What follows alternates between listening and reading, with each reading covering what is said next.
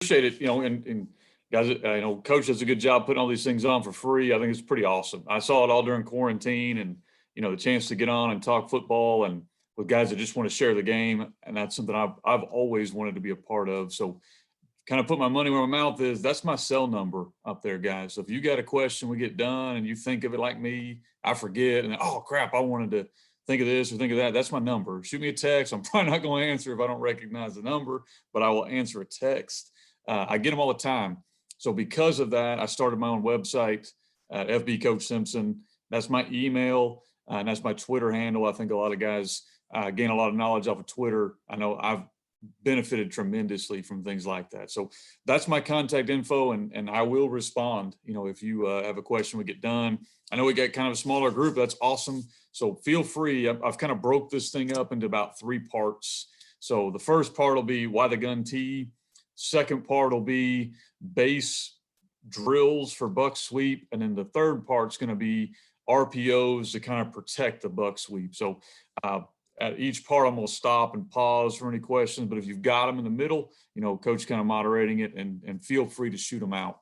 I'm going to move through this quickly. You can read, but basically this is my background information. I'm old. I graduated in 2003. I just saw a meme that had come out and said, if somebody's born in 2000, they can drink now. So I feel really, really old because I was in college then. But from there, very blessed on my career path. I got a job at Madison Academy.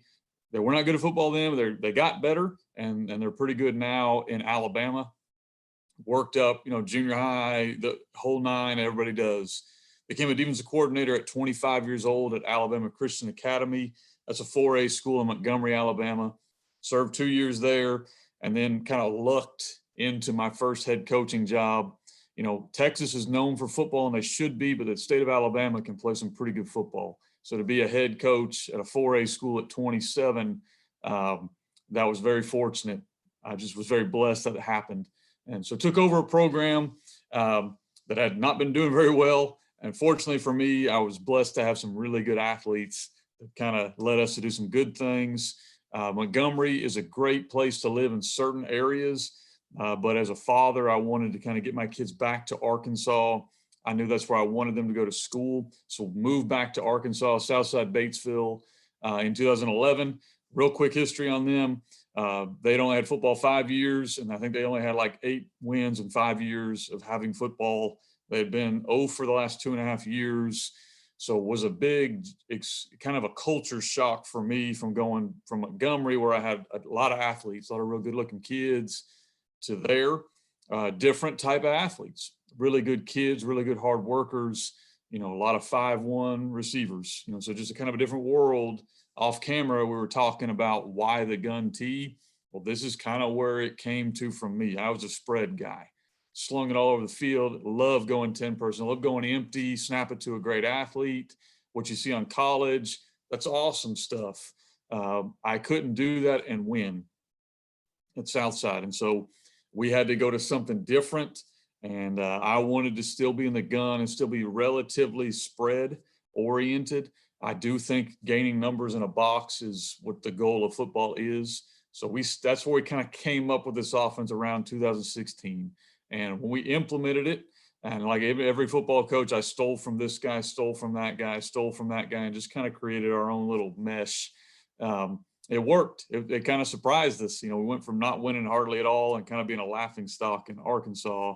Then the last 3 years, we won the conference. So had a lot of good kids. You know how that works as a coach. You had good kids that bought into what we're doing. But I would not say we were very, very super talented naturally. So I knew this worked. Because of that, I had a lot of opportunities. So 2019, wrote my first book. Those are out there. I'm not going to go into those. If you're interested, you can catch me off of this.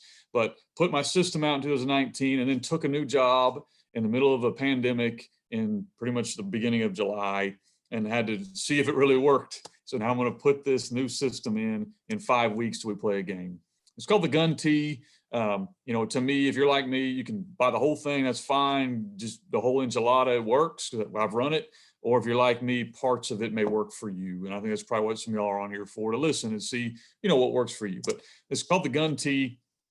Here's kind of how we got there. And like I mentioned early on, this is about 3 different parts in this. So first part is why we went to this and what the good and bad is from being in what some of y'all that are spread world guys will call 21 personnel.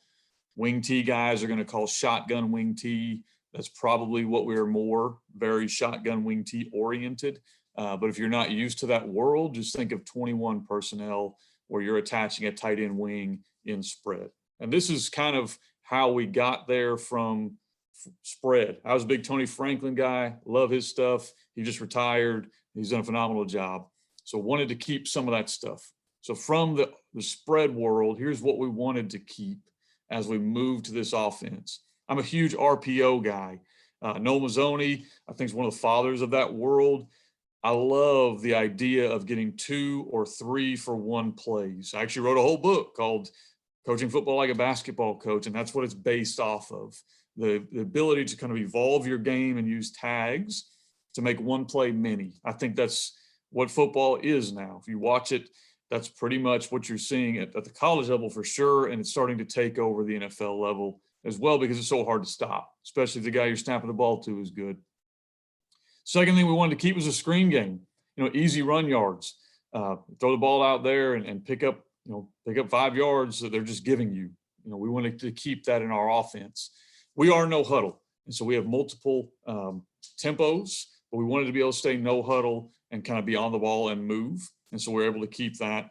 Simple formations and motions. Now, as I've moved to Searcy and we've got more kids and more time, those are getting a little more exotic, but still the idea for us is that our kids can get lined up quickly and is a very easy to manipulate offense as far as calling the game. We wanted to be able to recruit kids from the hallways. If you go into a team now and you're going to be under center hard nose, you better win. You better win early. You better win often because it's going to be hard to keep those kids out. And so we wanted to be able to keep the idea that we're in spread, but we're still running kind of a physical brand of offense. We wanted to keep a lot of our Tony Franklin type passing concepts, and we've evolved some from then, but that's what we wanted to keep. Okay. What we thought we lacked. So going from 10 personnel, these are things that they just don't look as good in 10 personnel. It doesn't mean there's anything wrong with that. It didn't work for us. Play action game is usually not very good if you're not in a heavy look. I mean, you can do some things, but it's just not going to be as good. If we wanted to add play action misdirection, the second thing on there, into our offense, if you can't physically beat somebody, you need to be able to trick them. And play action and misdirection are huge. We needed a consistent run game. I think a lot of times offensively, if you do it right, you're protecting your defense. And the way you do that is running the ball and shrinking the game. So when you're playing a team that physically is maybe a little bit ahead of where you are, if you want to win that game, you need to shrink the game. And you do that through a consistent running game. And we didn't have that in 10 personnel because teams would just go man zero and bring the house. And if you're a spread guy, that usually means you're going to chunk it deep or throw screens. And if that doesn't work, you're in trouble. And so I wanted an answer to be able to run the ball no matter what they did. Tight ends. We wanted to be able to use tight ends. Moving to Southside, we had a ton of those guys. Those guys that aren't fast enough to play receiver, but they're willing to hit the weight room and get physical. And also we're seeing a lot of 3-front teams. That became kind of the rage in Arkansas, probably the rage everywhere. And 3-front teams don't like to see tight ends. And I know they've got answers, they say, but tight ends give them problems. We run a 3-front, so I know that. That gives you a problem as a 3-front team. Ability to make wide receivers running backs. I had a bunch of those 160s that weren't real running backs, and this allows them, maybe didn't have the vision to run inside zone. This allows them to kind of be able to play running back in this set because it's much easier to run gap scheme if you have a kid who doesn't have the natural vision, in my opinion. You're taking away a lot of his reads. And I'm going to go through a couple drills that we use to help our guys, because we've coached them before. I'm at Searcy now, and I'm coaching 3 really good ones that have that vision. So we're running some inside zone now. We did not do that at Southside because I didn't have those guys. And so this gap scheme running attack gave me the ability to let them be successful. Okay. And then why the shotgun wing T? Here's kind of roughly what we want our offense to look like. RPOs, I'm going to hit a bunch at the end. So not the next, but the third session, I'm going to talk a bunch about RPOs, but this is kind of our base where we want to live if we're playing teams. Then 80% of our passes, when I was at Southside, were RPO, play action, or screen game. You don't have to have a quarterback who's just got a dynamic arm to do that. It helps if he can run the ball a little bit, but that allowed us to be successful in the passing game because those are easy, high percentage completions that are very clean and easy to read for your quarterback. They're what I call not expensive. They're not easy. They're not hard to put in. Okay. We wanted our screen game to be much cleaner, and it is in the gun. If you've gone under center and you've gone in the gun, less footwork to work with your quarterback makes it a lot cleaner and a lot easier for him to be able to make those throws and those reads and see things. QB runs. For this offense to be where I want it to be, you want a guy that's athletic at quarterback. You don't have to. This past year, I had more of a traditional passer, and I'll have him again next year. So we've kind of adjusted to what he can do. But it's really kind of built for your quarterback to be one of your better athletes. When you can get in this offense and use empty sets and truly run the RPOs, I'm going to show a few of them, it really opens up the offense for you. Then the comfort level, our kids were used to spread. Most kids are used to spread. I mean, you don't go out and watch a playground of fifth graders run an option or going under center. They're out there throwing the ball all over the place and going to 7-on-7s. So your kids are probably going to be comfortable in that world. So it's a lot less teaching time.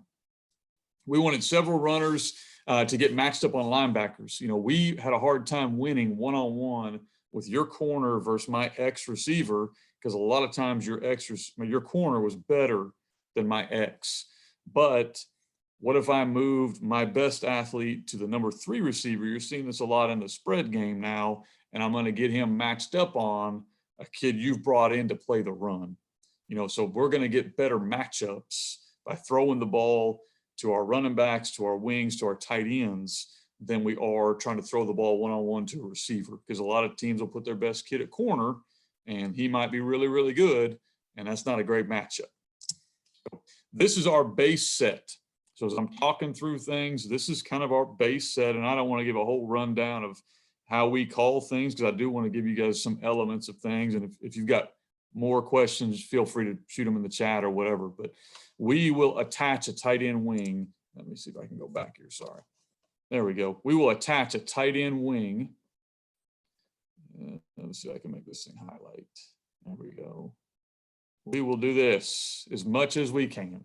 Okay. So for us, we're going to always try to attach that tight end wing. We feel like that's going to give them the ability to create problems for a defense, especially a 3-front defense. So for us, this formation will be called blue.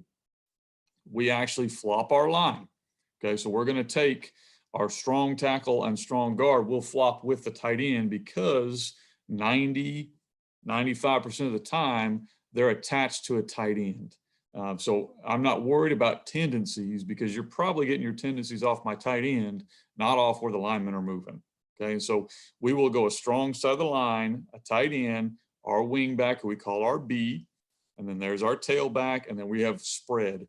I did a whole session probably during quarantine. We call it split field offense. The rage now is split field defense. You're seeing defensive backs work on split field coverage, or they're doing what, to me, by lining up like this, I'm creating split field offense. Because how are you going to defend this? Are you going to defend a 4-man surface here with heavy guys that are come downhill and hit you in the mouth? Or are you going to try to defend the spread look, which is a 2-receiver set? Everyone runs that. And when you really start hurting people, you start shifting and moving and running empty sets. And now you really put guys in a bind. And that's what we wanted to create. Okay. So that's kind of the idea behind this. I'm going to take a little break right here. If anybody's got questions, you want to put them in the chat because I'm about to move into actually buck sweep the play. But that's the background of our offense in a real quick run through. If no one's got any, I'll move. But if you've got them, I'm going to take a second here to kind of give you a chance to ask whatever you want. Yeah, Coach, if you got any questions, just drop them in there. I think we're good right now, Coach. I'll just Perfect. I'll jump in if anybody drops one in there. All right, perfect, good. Okay, well, the second part of this is actually on buck sweep. So probably the play I get the most attention from or look from is buck, because a lot of people are really enjoy just the pin and pull action is becoming way more popular. And so there's something a lot of guys come to me about. So that's what I'm going to spend quite a bit of time on. The first part of this is going to be going through drills you can run with your offensive line. So wing T guys, I've been running this forever. And so some of the things I'm going to say might sound very elementary to you. But some of the guys who are not wing T, this stuff is different. It was for me. I was coming from a spread world, and first time I heard gap down backer, I had no idea what that meant. And so I'm going to kind of walk through this. So we base a lot of our offense off this. And we kind of preface this by saying the buck sweep is an expensive play to run if you run it right. It's kind of like, you can dabble in the water by running pin and pull. But I think if you decide you want to run true buck sweep, it's going to take some time to be good at it because it's kind of is expensive to put in. There's a lot of moving parts that you got to be good at handling and having answers built in. So for us, if we're going to run buck, we know we're going to spend, here it is, 5 minutes, probably every day, at least during individual time, or at least we have what we call pod time in our practices. And I'll show a little bit of that here in a minute during drills, that we're going to be working this play or what we pair with it, which is our belly play, where we're going to be pulling guards and moving guys, because you got to work really often at this. Okay. Because of that, we wanted to make it as effective for us as possible. And so we wanted to pair all the RPOs I'm going to go through here in the last part of this kind of deal. Because we wanted to do that, we've now paired the ability to RPO any player you have on the backside. So if you get a player from our center that direction on the backside, we have the ability to read him without changing the integrity of our play and depending on how much our quarterback can handle. So we can do multiple levels of RPOs off of buck. I would say if you're not a big buck guy, but you want the RPO stuff, you could easily pair this with outside zone. Those are very comparable plays as far as the action in the backfield and the vision you can do off the backside. So we wanted to make a defense honor every part of it. And then right there, starred, I'm not a big believer in abandoning a play. A lot of coaches will call a play, it loses yards or doesn't get as many yards as they want, and they just kind of get rid of that play. I want to know why it didn't work. And then I want to be able to fix it, because that's kind of how my mindset works is, unless you have just completely outnumbered me, we're going to fix what we did wrong. We're just going to read a different guy to make it look different, or we're going to formation you to get the numbers right so that I can do what I want to do. Kind of a hard-headed guy. And so that's kind of how I operate. So, and I don't know if I can see it here. I'm actually wearing my shirt. I think it's a mindset that you have. And it doesn't have to be buck sweep. It is for me. Your play may be whatever it is. But I think it's something your kids have got to believe that this is going to work. We're going to make it work. There's not a second option. We're going to force this to work. Here's some drills to help you. So as we started running this, we ran into all the problems that you guys probably are running into. And we started coming up with, okay, how do we fix these issues? So there's a couple issues you'll run when you run the buck sweep. One, I get asked a bunch about teams that blitz the buck sweep. We want them to blitz. I don't say it very often because I don't want a lot of defensive coordinators picking up on this. But if you blitz, that's our first answer is buck, because we feel like we'll condense our splits down, we'll handle what's coming through there. And a lot of times, even if you come through and you penetrate, we're going to be gone because we're going to hit it so quick. The problems we tend to face are these ones, where you've got a really good, maybe 3 technique or kind of a 6 technique or 7, whatever you're going to call them. And they're what we call over the top players, which means they play with their hands and they play down the line. They're heavy-handed players. Those guys give us problems a lot more than blitzers or stimmers or movers. Our offense, when we see a three front team that's a penetrating team, we know we're going to run for about 300 yards. We see a 4 front team that they're doing all this kind of stuff, we know it's going to be kind of a struggle. And so we had to come up with a drill that would help with that. So to handle over the top players, we started working this drill on down blocks. So the way we work down blocks, I'm gonna go ahead and get to here and kind of talk through it. We line up all our guys all the way down the end zone that are gonna work this, okay? We are a public school. This is actually at Southside, but we're still a public school in Searcy, so we don't have, those really expensive chutes that everybody's got. I've built a few of them, but we don't have enough. So we just use our hand. You can kind of see his hand is up to work on leverage, okay? We work down block 4 different ways. So we work it on upfield players that are first level defenders. Well, we want to do the old school wing tee, try to get our head across, all that stuff, okay? Then we work first level, which is what this drill is going to be. First level, what we call over the top players, or guys that are not trying to penetrate. So our goal on this is actually step to his back hip. This guy's not trying to penetrate. He's trying to play with his hands. So I want to step to his back hip and slowly turn. I wonder if I can get this to play here. So I managed to mess up my little pointer guy. There we go. Okay, where he now will step to his back hip, and then he's going to turn his shoulders all the way through. Now, actually, we would prefer he didn't even put his head there. So you can see we've now gone from this to where we're actually telling him it's okay to step here and then work our hips all the way across. Because remember, our goal is that this guy doesn't cross our face. Coach, I think we got a question. Yeah, yes, sir.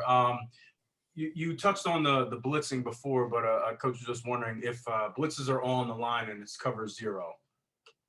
How are you handling it?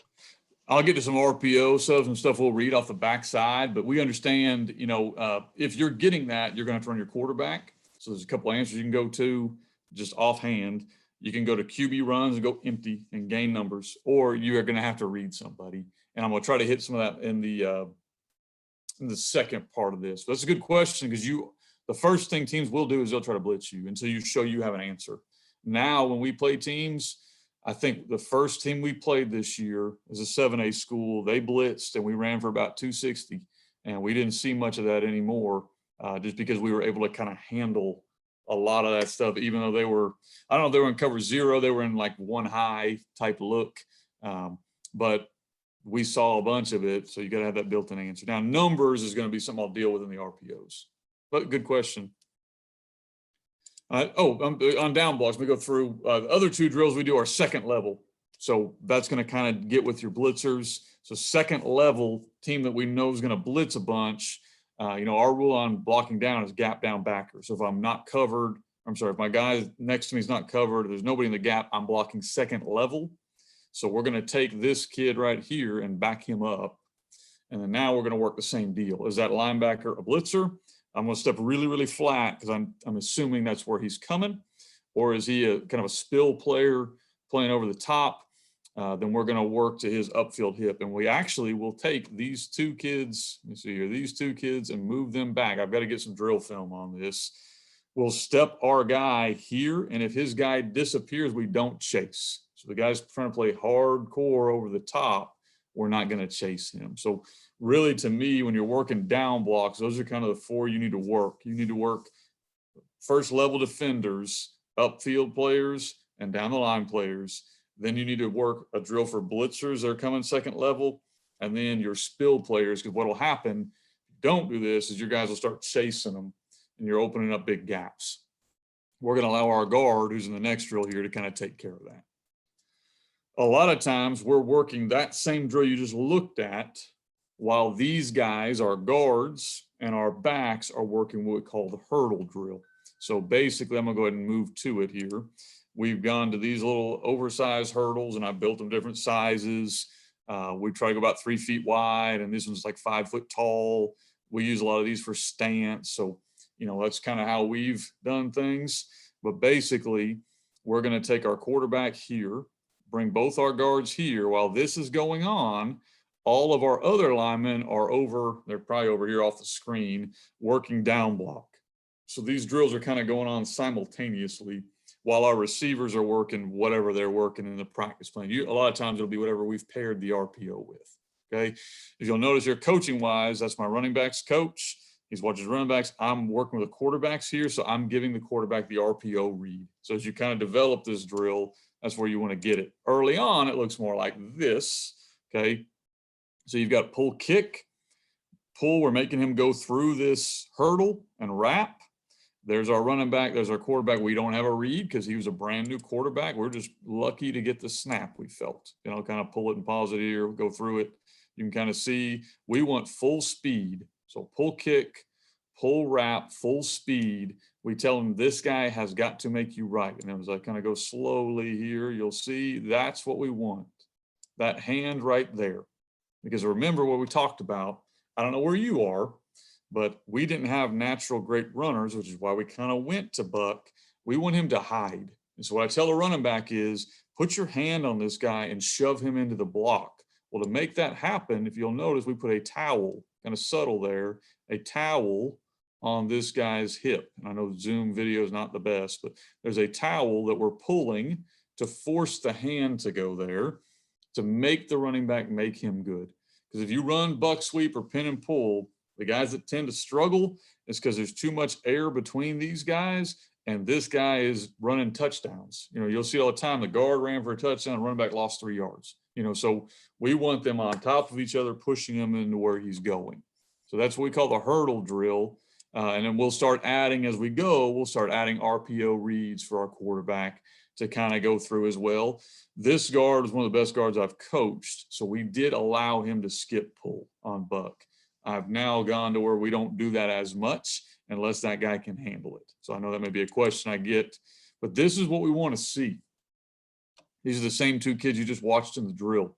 Well, that's why this kid right here, 5'4", about a buck, maybe buck 30. I think he ran for about 800 or 900 yards as a junior this year. I've left the school since then, but and he might be maybe 4'9", and they're playing at a 4A level. It's pretty tough football because he was an expert at this. And you think about it, that kid gets behind that guard. You see it right here. Even if the linebacker fills, they can't see him. And I'm going to kind of go through some of that stuff. So those are the two major drills we do. Now, this is me at Searcy. So this is now at a 6A school. This is our conference opener. Okay, don't ask me why they lined up like that. I think they misaligned. I want you just to watch the running back right here and the down blocks we're working here. Okay, these were over the top players. So we were trying to work. You can see right here, we're higher than I want us to be. New school, higher than I want us to be. We are working to seal. Okay, right here, watch 80. He should be handling this guy. Now we want to be under control. Now 34, on the other hand, he goes in there like a bat out of Hades, but we're still getting the down block we want. There's our kick. And watch the running back try to hug up on that guard as much as he can. Right there, the cut off the guard. This is new. Our guard, brand new, learning wing T. I don't think he blocks anybody. But the running back, by getting behind him, makes him right. Like, he didn't block anybody. He just kept running. But by getting the running back to get up on him, we could make him right. And as you see the down blocks, again, we're way higher than I want us to be. Of course, those kids are about 6'5". Okay, you can see how we're working to at least the right angles. Still got a long way to go. But you can see kind of where we moved. I'll give you an end zone shot. All right, this is a 7A school. It's week 1. So this is our first game of the year running this stuff. Okay, again, you can see we are working. This is a blitzing team. I was asking about blitzers. Here they come, 3-3 stack. They're going to bring the house. We're going to pick it up, and there's nobody there. And again, the running back does a great job right here, hugging up on our guard and making a play. And I'm going to go through backside reads here in a little bit, but whoever was talking about blitzers, this is a different look. So we want to step flatter there. Watch our wingback does a great job right here, stepping flat and handling the penetrator. Boom, boom. Okay, and then we got our kick and our wrap. So it's two different looks you're going to get as you're running buck, and you need to understand that, practice for that, and plan for that. Blitzers are teams that are playing over the top. All right, Coach. Yeah, Coach. Just ask, how do you handle play side A-gap defenders? Okay, we are going to, it depends if you're talking about like a nose, like a shade one. Coach Smith, you want, yes, sir. Okay, we're going to block him with our center. So let me go ahead and kind of pull up here. This may be a good film for that. I've always had a butt shot here, but there's this guy. We assume 3 front teams. Our assumption, nose is playing A gap strong side. We've kind of made them do that by formation. So we're going to block him with our center. He's blocking on, so that would be an on. And then our strong tackle, if we have a 5 technique, he's going to come all the way down through the back hip of that A-gap defender. So he's going to come all the way down to A-gap defender, hit him as hard as he can, and your kids will love that at strong tackle, because usually those are dirty, cheap, wonderful shots you get to do as a lineman. Smoke that guy in the ribs and then work to the next level. Now, we do that because we're going to build in RPOs to handle that guy, to handle this guy. Because if you do that and you don't RPO him, he's going to make every tackle, because that linebacker is going to be hard to get him blocked. So we get that heavy shade nose that our center can't handle. We're essentially kind of getting a double team right there, understanding that we're going to have to make up for it by RPOing off the backside. I saw the little thing coming. Yep. Yeah. Said, how about backside 3 tech? Backside 3, I'm gonna get into our steel technique here on this next part. So I think I'll probably hit a bunch of those. Now, this is a good question though. Yep. This is all the stuff we had to go through. So guys, if you got any questions about like just general blocking or stuff, hit me with that. But if it's RPO backside, I promise you, we had the exact same questions and problems we had to come up with answers for. And I stole from some really good dudes that had some good answers. So we just built it in our system. But yeah, that's the problems you're going to have. Frontline players, I can tell you right now, if you run buck, you're going to have problems with 9 techniques that are studs. On the play side, you're going to have a problem with a 1 technique or a shade nose. You're going to have a problem with a 4 eye to 3 on the backside. So that's how we built in our first level reads, was off of those backside guys. And then we built in second level reads to handle that backside inside linebacker, because we started kind of creating our own problems, how we were blocking it. Football's numbers and chess match, but here's our RPOs. So here's what we're trying to do. And all of these are built in to protect the run. So there's different ways you can call RPOs. Spread guys call RPOs and they get really mad at their quarterback when they hand the ball off. I get mad at our quarterback if he doesn't hand it off because he forces a throw or a bad read, because, to me, we are building these in to protect the run. So it's a different kind of mindset if you're going to be kind of a physical pound the ball team.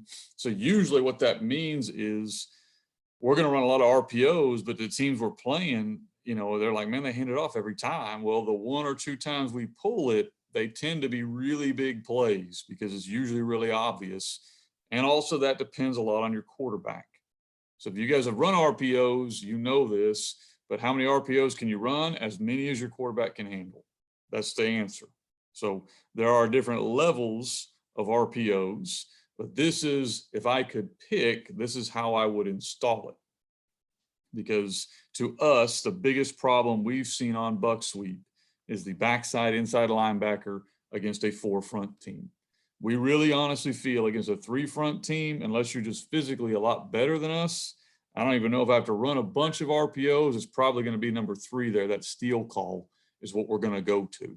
But those 4 front teams are more prepared to handle what we're doing. And so we want to run something to read that backside inside linebacker. So that's kind of where we came up with the idea of what we call peak. Other people are calling it spot.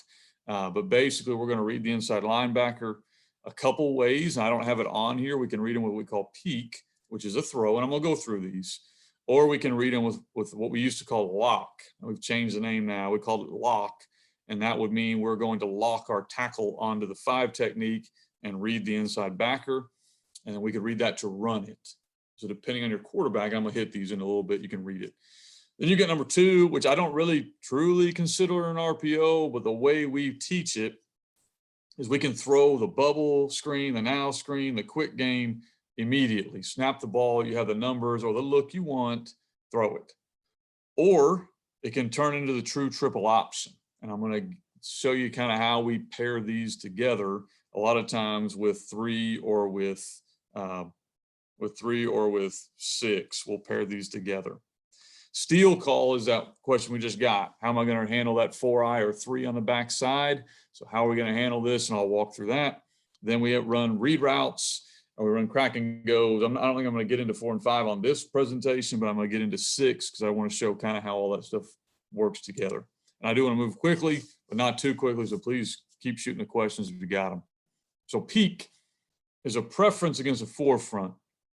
We can throw it against any front. We prefer it against a 4 because you have a natural alleyway. So basically the quarterback is going to read the inside linebacker. So this is kind of what it would look like. Okay. And we've changed this route about 100 times on what we want to run. We basically have gone to running a post. So if the free safety becomes a problem, now you have a nice little play action to beat him. But the peak is designed to hit the inside receiver here, running what we call a peak route. He's got to win inside. Okay, and then we don't want him full speed because that's a tough throw for the quarterback. And we don't want him too fast because he'll get to the safety. But the read is going to be this Sam right here.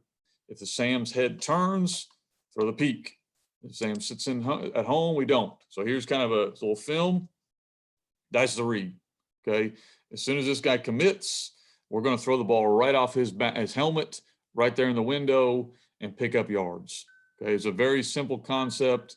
People are doing it now off inside zone. We pair the same RPOs with our belly game. So it's not like it's unique. We've now paired the same RPO with zone. It looks really good with buck and if you run outside zone because the running back crosses the face horizontally, which makes it an easier read for you. It's nice and clean and easy and a nice, easy window to throw the ball in. Now, this play becomes very explosive at times for us. Oh, let's see if I can go back here because this corner and safety are truly reading buck. So if he comes screaming down on buck and he comes screaming inside on buck and you hit it in here and your kid's pretty athletic, this 5-10 yard gain, that guy's not in the picture. Later in the game, this same game, we came back and threw the same route. It went for a 40-yard touchdown because the safety bit because we've been running buck sweep on him. Okay. Just real quickly to show you, we can pair this other ways. So this is actually off belly, but we could run buck. But now we've got trips. So now we're going to make the same exact read, the same exact RPO, except we're going to throw it to our inside receiver. There's the read, there's the throw. So it's nice and clean and simple. We kind of pause it. It's the same read. We're going to read the inside, backside linebacker. Whether we're in trips, whether we're in a single, whether we're in doubles, that's what we're going to read. If he bites, throw the ball. And you can see because teams are having to honor the run so strong on the tight end side, okay, those plays turn into big plays. So like number 7's a corner. Okay, well, he's got to play up here because we're going to run the ball if he doesn't.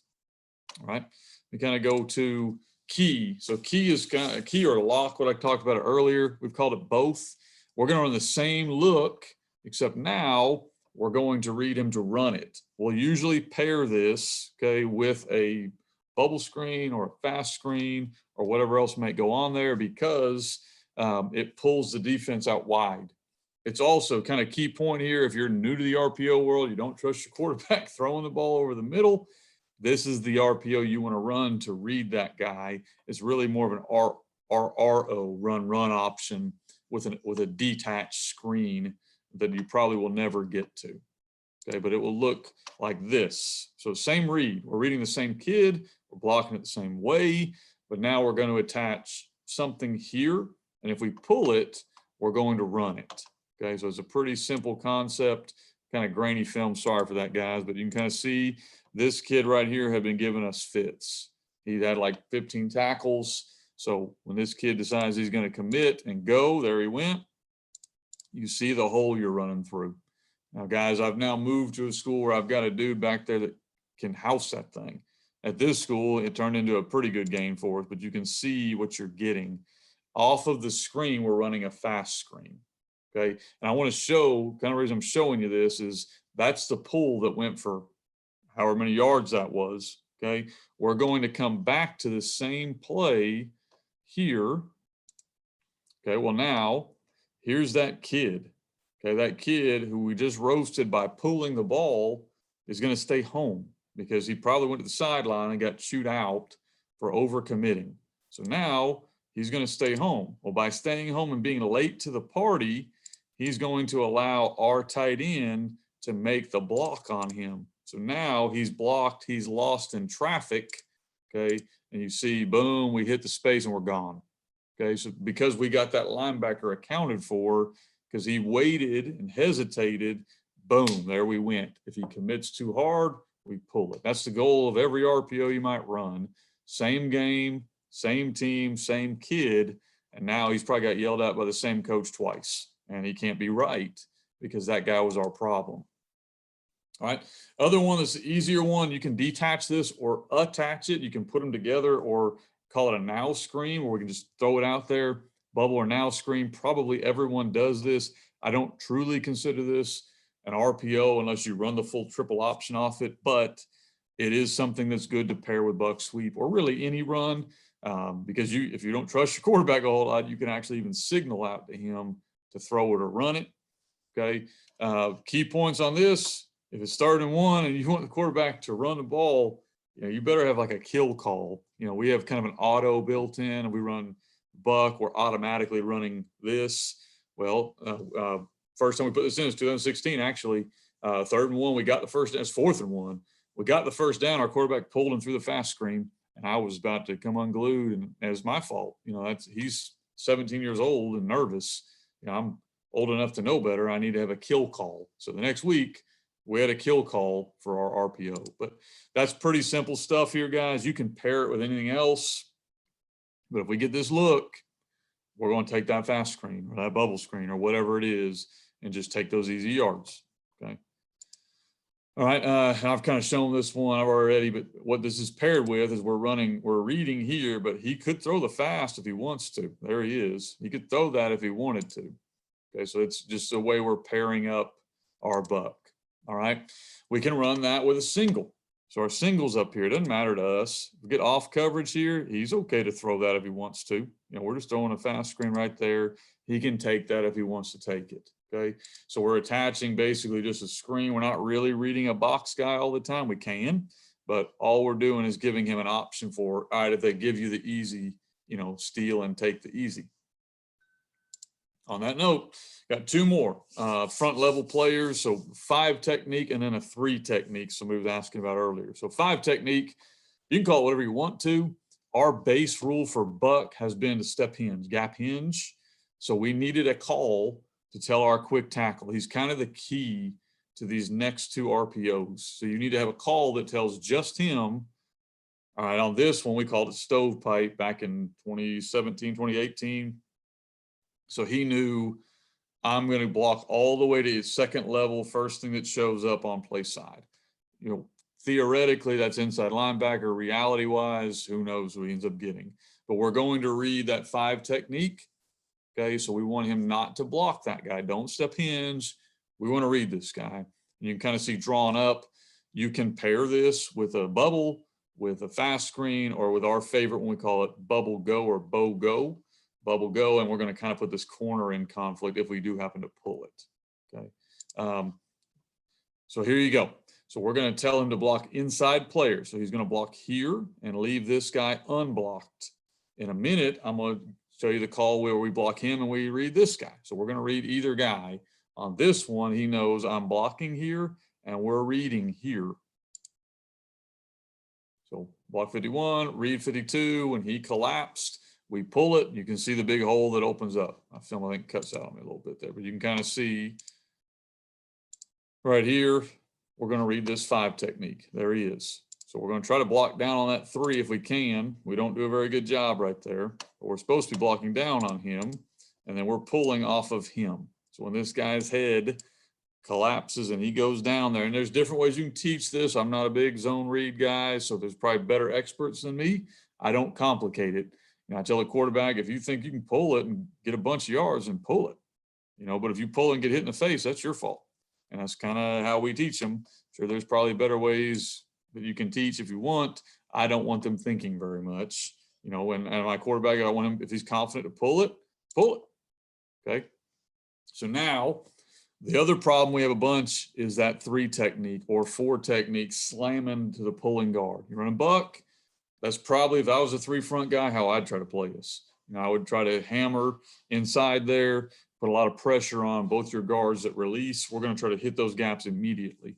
So we came up with, we call steal. We actually got it from a guy in Montana, so I want to give him a lot of credit. It actually was called steal, so we just kept it the same, kind of in honor of him. I loved it. We now will pair this with every run. We love this call for 3 techniques, you run an inside zone. I don't care. We will call this play if we want to read that guy. And we'll change, sometimes we'll change what we call it, but that's what we put it in as, was a steal call. So we started pairing with bubble and fast screens. It became kind of a triple option.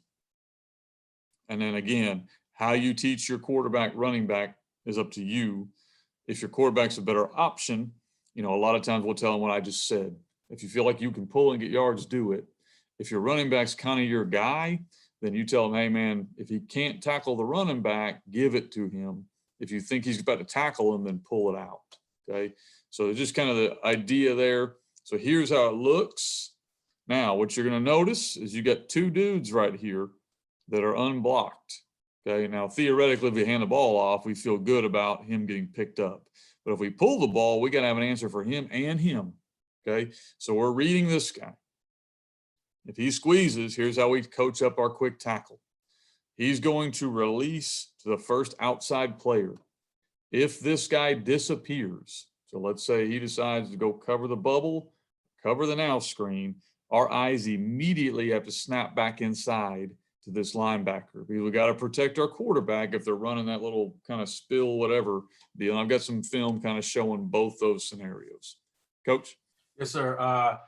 Can you explain the benefits of flipping your line? Sure. For us, we do it purely off of personnel. And even at Cersei, which I think is a really good school, we've had, we're going to have some success, and they had some success in the past. We usually will have one, what I'd call like a traditional athletic looking tackle. And we're going to have that one kid that's,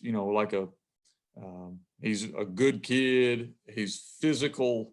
He can't handle anything off the edge, and he's not a great second level blocker. Well, for us, we can put that kid at strong tackle, and we're not really hiding him. We're just accentuating what he does well. This kid's going to be a mauler. He's going to probably block first level or double team 95% of the time in our offense. If they rush the passer, we can give him help with a tight end or chip. And then our quick tackle, much more athletic, we can put all these RPOs in. We also will build our practice schedule where this kid learns the RPOs. So he gets really, really good at them. And we're able to spend a lot more time with this kid on areas he might need more. So we feel that it's kind of like receivers. If you can get them, you kind of can tell who's a slot receiver and who's an outside receiver. And I think those are very different, unique skills.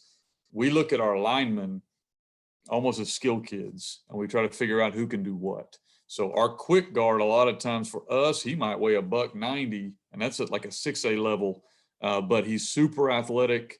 He can get downhill, because what he's going to do 80% of the time in our offense is block second level or double team. So we're able to use him where his skill set matches.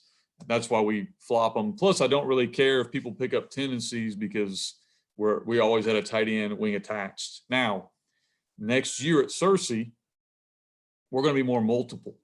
Because of that, we will not flop line. So there is an argument that can go either way. I don't want to make you feel like you have to do that. That's just why we did it. I think I got another question there, Coach. I can see the little red blinking. Yeah. No, the coach was just thanking you to answering the question. Oh, there's no right or wrong on that, Coach. We felt it gave us an advantage. That's why we did it. Okay, so steal, which is by far my favorite RPO. I love getting to call this one. So steal technique, again, we're telling this kid, go block here if that guy shows up. If he disappears, which means he's gone to cover whatever, then you got to hinge back inside for the inside backer. Because usually defensive coordinators are going to be sound in what they do. So if they're telling the DN to cover B gap, they may be playing that inside linebacker kind of as a spy on you.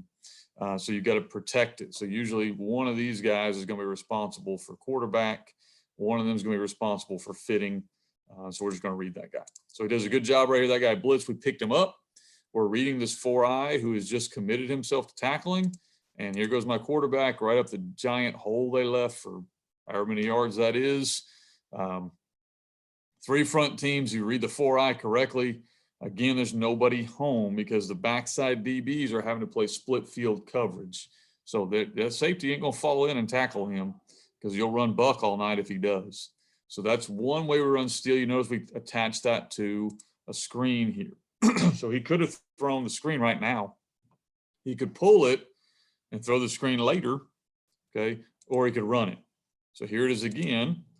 Different look. This actually is a 4, I think it's a 4 from, but they've kind of eagled down and moved down. But we're going to read that kid right there. There he went. We pull it. I don't know why we ran back into that kid because there's a big hole there. But you can see we're going to pull it. We're going to follow our tackle, try to make a play right there. And we've attached it to a screen to try to pull guys. Since that guy committed, we blocked him. Had he not committed, our tackle would have turned his eyes back inside, okay? Quarterback could have thrown that ball late too. You'll kind of see on some of these. Here it is. We actually give the ball here. So now this kid doesn't commit. This kid does not commit. And these 3 kids do not commit. So we now have guys that are worried about the RPO so much that we're blocking 5 guys with 3. And now we gain the number we wanted because now we only have to block 6 guys on the play side with 7. So that was kind of the whole goal of the RPO. They stayed home.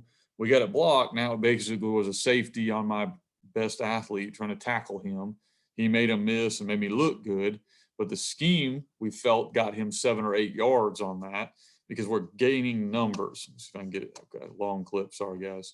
We're gaining numbers. We didn't even really block it very well. In my opinion, we blocked it not very good at all, but we gained so many numbers by running the RPO, by running this, that guy, and that guy blocked himself. Okay. This is at Cersei. So this is about week 2 or 3, week 3, I think, this year. So we're running the same concept. So there's the read. Okay, you can see our tackle going out. Okay, now we didn't attach the full RPO at this point. They were actually supposed to be blocking. We'll see if they do, but you can kind of see we're actually just reading the run key. He committed, we're blocking there, pull it, make them pay. We didn't attach the full run read on it, okay?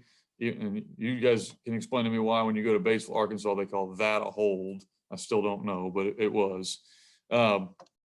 Later on, same game. See, I think we did attach the screen to it later on. It's 3rd down. Okay, so 3rd down, we're going to run buck. We're going to read this kid right here. If he commits, we're going to pull it. Okay, if he stays, so there he comes. He committed, we pulled it. He can throw that screen if he wants. Okay, I'll put this one on here because I really felt like right here, this quarterback, as he gets better, and next year I think he's going to be at that point, when he commits and sees these guys falling in, he can throw that thing out there late. And look at all of the space that's out there for that triple option if he wants to take it. Otherwise, run it. Okay, our receiver actually did a great job right there. I felt like blocking the most dangerous threat. But that's how we're pairing steal with it. Last clip I've got is my favorite clip of when I've coached, when we actually ran it correctly. So we're going to run bubble. Now, the way we taught bubble, I haven't gone a lot into this because I could do a whole class on bubble, but bubble, we're telling our kid, you're going to run a bubble. If you don't catch the ball, you just keep on working up the numbers. Okay, so we're going to read it all the way through on this. We're going to read the 4-eye first. So if he commits, so here's a snap. So that's our read. He commits, we pull it. My mouse is starting to be flaky. We pull it. Tackle does a phenomenal job right here of just sealing this guy. So our quarterback now is on the edge, and this guy has covered up the bubble. So our quarterback does a great job of running. He can run right there, and depending on what kind of kid you have, that could be a touchdown for a lot of kids, okay? Or watch our kid right here continue up the numbers, okay? And we throw it to him late. The touch. I'm gonna let it run all the way through here so you can see it. Okay. You can see he pulls it, he can run that ball. Or late, flip it out there. Is that downfield with linemen? Yes. Is it ever called? Not very often. So we pull it, run it. I'd have been okay if our quarterback ran that ball. We throw it, and you get it. We call that bubble. Okay. We actually can run bow go, where we actually run this kid on, I'm pointing, where we run our X on a route. Or on bubble, that's just the way we teach it. But it gives you all these options kind of getting built off of just one play. All right. I'm at about 5 o'clock here, Coach. So I'm good. If you guys got questions, I don't mind taking them. I can go back through some of this stuff too. And I don't want to keep y'all here too long. I think it's 6 else time, right? Yeah, 6 o'clock our time. Yeah, coaches, if you have any questions, obviously coach went over a lot of really great stuff, and some of the coaches dropped some great questions in there. So appreciate that. But if anybody has any, feel free to drop it in the chat now before we wrap it up. And obviously, coach has shared his contact information, and I'm sure he'd be willing to talk some more gun T stuff with you guys. Y'all had any questions? So really great stuff though, for sure, coach. Very informative, man. I like a lot of that stuff that you do. It's really cool, really good stuff. And like I said, for me, I was a little bit, a little knowledge on it, but not vast enough. So it was really great to hear you kind of explain it. I love that. I love that buck sweep drill with the shoots. I thought that was really great. Yeah. I actually took a video of that and posted it a little bit just to. I just think that one's awesome. Yep. Well, we like that drill so much. We've paired that with our belly. We run it with our counter. We run it with any kind of run we can run it with, because man, it cleans up so much of the running game with our kids. And guys, like Coach mentioned, feel free to reach out to me. This is about halfway through this presentation, because the rest of it, I'm gonna go through like stuff that's kind of unique to what we do, like shifts and all that kind of stuff. So I just didn't want to bore some of y'all that might be, gun T can be like not really a mafia, but a club, but it can also be where some guys just, hey, I want to run a 21 personnel package, and I think you're good either way you want to be with that. And so this is the kind of stuff I was hoping to, if you run 10 personnel and just want to run buck, I thought maybe could apply to you. Because we'll have to get you back on it to go over some of that shift in motion and stuff, man. Yeah, that's nasty stuff. Well, that's what, if you decide you want to live in the world of 21, yeah, you really hurt people with formations. For sure. No, absolutely. Yeah, that with that drill with the shoots. Now, how often? Obviously, like you said, you're using it for a lot of stuff. Mm-hmm. So, how often are you guys working that on a weekly basis? Is it something that is a part of your everyday practice? Like, how often are you guys doing that? Man, we're doing it every day, but we'll do different flavors. I'm gonna try to see if I've got a practice schedule or something I can pull up here and just kind of show kind of how we're implementing it inside of stuff. Of course, I got, there we go, Batesville practices. Okay, so like here's Tuesday. So Tuesday practice for us. We're going to go through, here's all our. You have to share that screen, Coach. Oh, crap. Sorry, dude. You're good. Yeah. Stop share. And just share that new one. I know I do that. Let's see, share down here. Okay. There we go. I feel like a real old guy now. There you go. All right, so basically, and it's not a perfect practice schedule, it's early in the year, so we're doing some kind of specific things, but like right here is where we're going to be working our pod drill. So like right now we're working buck and adjustments, okay, and we're going to be working our tracks. So that's basically what we're working on. Okay, I think I've got it on Wednesday here. You can kind of see, we call it our pod part. So YB right here, working buck sweep. They're working blocking. The O-line is working the down blocks, and then we're working reads. So what I've done there is I actually brought our quick tackle over with our guards to go through all those RPOs. The last couple of clips I showed you guys from Cersei when we were playing Batesville, that's the practice we did going into that. We knew we were going to see a 3-front. We're going to run that steel. So we hit it 5 minutes then. We hit it 5 minutes here, okay? And I think even on Monday we might have hit it. So basically we're getting 5 minutes of each one. And I've got some, I don't know where I put all that film, but I've got some film when we run counter, we'll run the same drill. So like our counter, we pull tight end and we pull guard. So we'll bring our tight end and our guard. They'll work the hurdles. We'll work the double handoff. And it's been good for us. And we run a lot of what we call belly. Other people might call like ISO, but you're wrapping a guard through. So for us, all that stuff just kind of naturally pairs together. Yeah, really good stuff. Coaches, definitely, like Coach said, man, reach out to them, especially if you're interested in finding out more. Maybe you're a team that does some wing T stuff already or has some concepts. But like I said, we'll look to get Coach back on and go over some more of that shifting and motion stuff, because I'm sure that's when it gets really fun. Oh yeah, man. Anytime, man. I appreciate. First of all, Coach, I appreciate what you're doing. I think this is really cool. It's taking a lot of time out of your deal, and guys that are on here. You guys are the coaches that want to get better, and I appreciate that. I think there's a lot of guys in our profession that want to complain and then don't want to put the work in. And if y'all show up and put the time in, I think I want to be a part of those kind of groups. No, that's a fact. Coaches, I appreciate that, man. Just like Coach said, thank you for showing up. and taking the time to get another opportunity to get better and learn.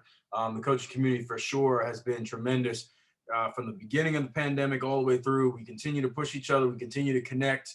We're obviously, a very selfless organization where it's just, everybody, is willing to share stuff and help each other out, spend that time.